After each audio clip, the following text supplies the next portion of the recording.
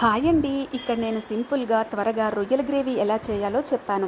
కళాయిలోని నూనె వేడెక్కాక ముందుగా పసుపు, ఉప్పు, కారం వేసి మ్యారినేట్ చేసుకున్న రొయ్యలను వేసి వేయించాను. రొయ్యల్లో నీరు దిగి రొయ్యలు త్వరగా ఉడుకుతాయి.